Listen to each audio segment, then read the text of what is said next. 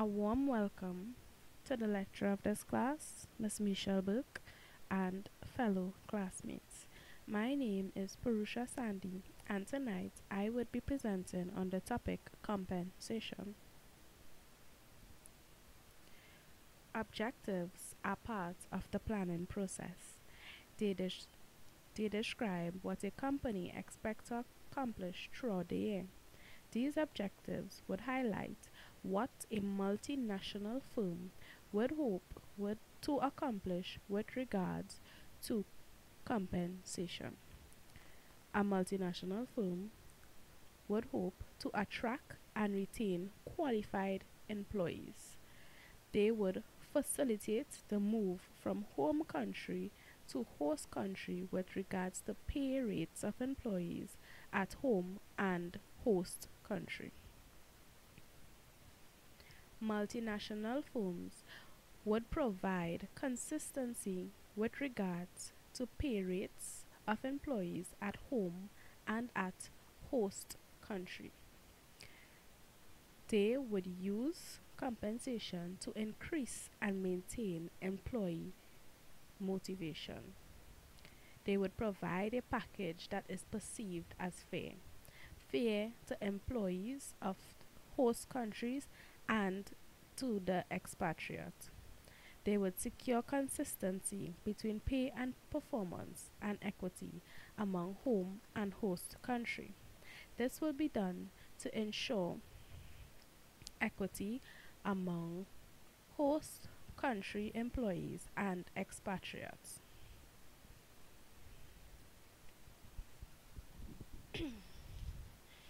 These compensation plans would hope to aid employee and family adaptation to the new country, provide competitive and comparable compensation packages, offer opportunities for financial advancement, and provide cost of housing, education of children, and home leave.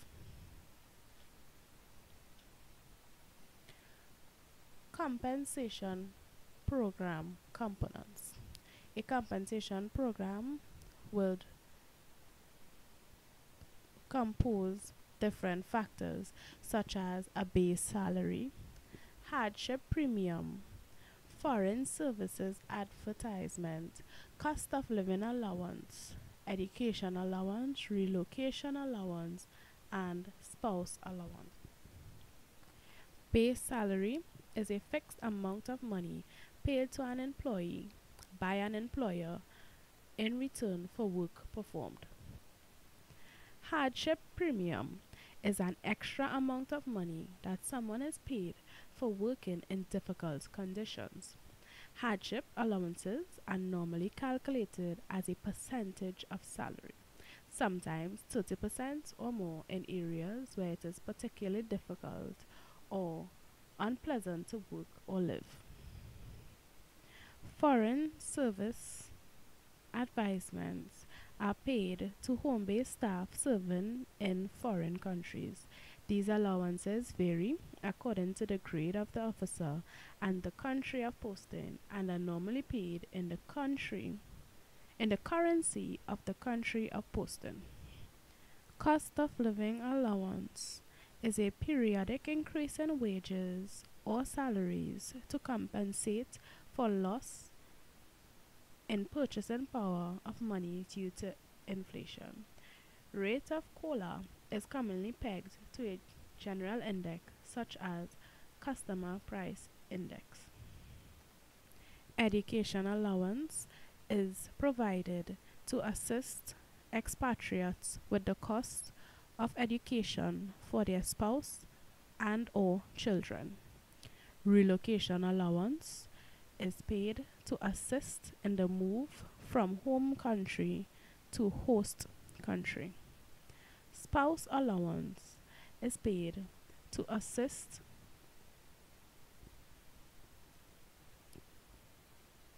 the spouse of the expatriate. The spouse may be temporarily unemployed or displaced due to movement.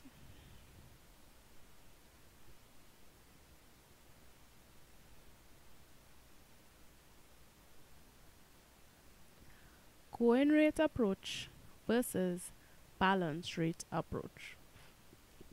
Balance sheet approach. Going rate approach uses country location to determine base pay. If host country has a low rate, then base salary is supplemented with additional benefits and payments.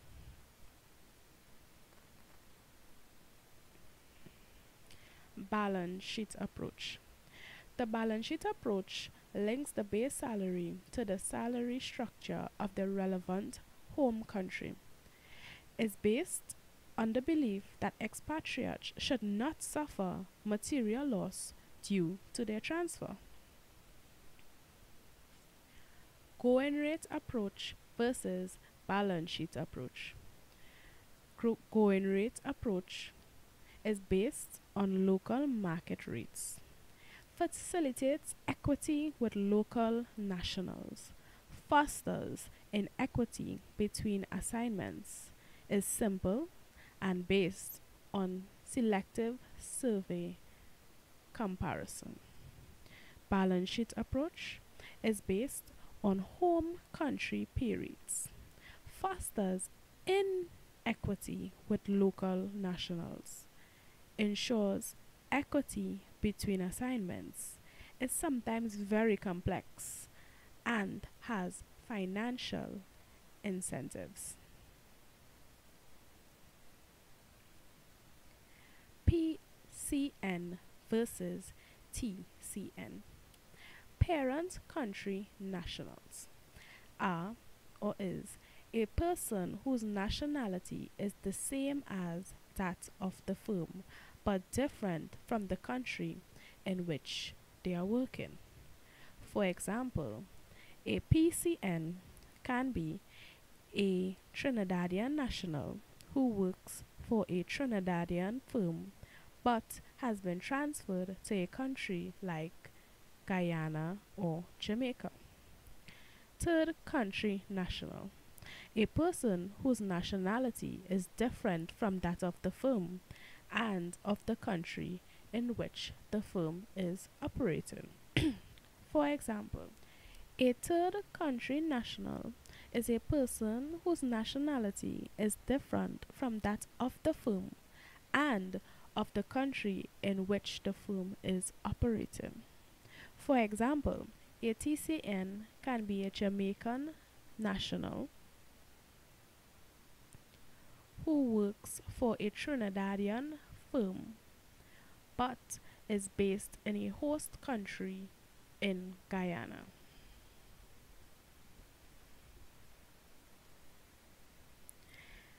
There are not many differences between PCN and TCN. These differences are as it relates to compensation plans and packages. PCN, with regards to taxation, deductions equal to home country tax rates are made. Company then pays the full amount towards the local tax rates.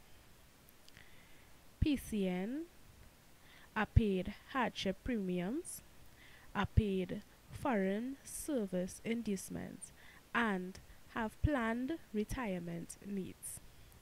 TCN, on the other hand, has salary and benefits that are lower than that of a PCN.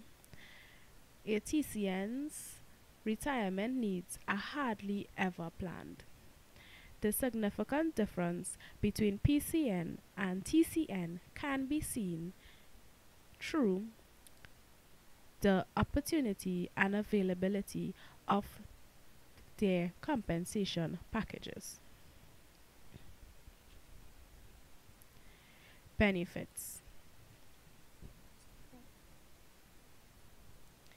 There are many factors that multinationals must consider when deciding how to provide benefits. Some of these factors may be taxation, legislation, home or host country benefits, and social security. In the host country, there may be legislation that provides outlines with regards to compensation benefits. These, this legislation may highlight certain factors and components that multinationals must provide for their employees once employed in this country. There may be specific legislation for termination, social security benefits. Multinationals must decide if these benefits would be that of the home country or the host country. Home or host country benefits.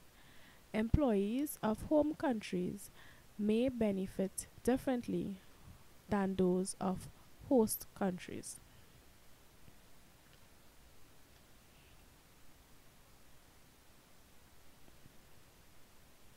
Importance of compensation packages. Wages, compensation plans, pension plans, social security, tax, and rewards. Some developed countries have a more expensive rate than underdeveloped countries. Therefore, wage costs are significantly higher. Multinationals need to consider the wage rates of these host countries before deciding whether or not to dispatch expatriates. Multinationals must understand the extent to which specific practices can be modified in each country. For example, tax effectiveness rewards overall compensation policy.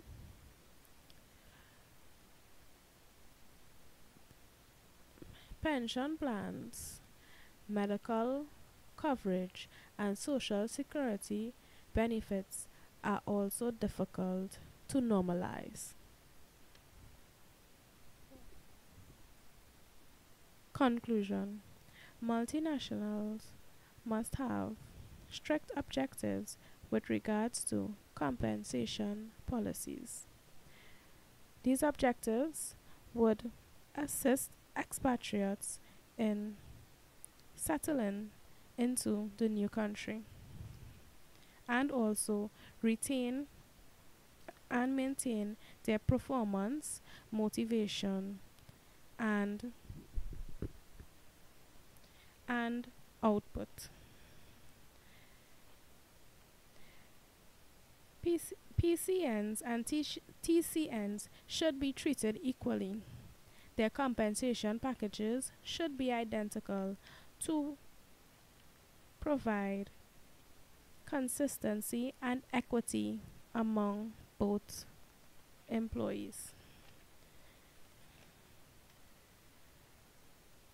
Going rates and balance sheet approaches are two approaches used to determine compensation packages for expatriates. Companies, multinational companies, should properly consider all factors with regards to providing compensation and benefits. I thank you for your undivided attention. Good night.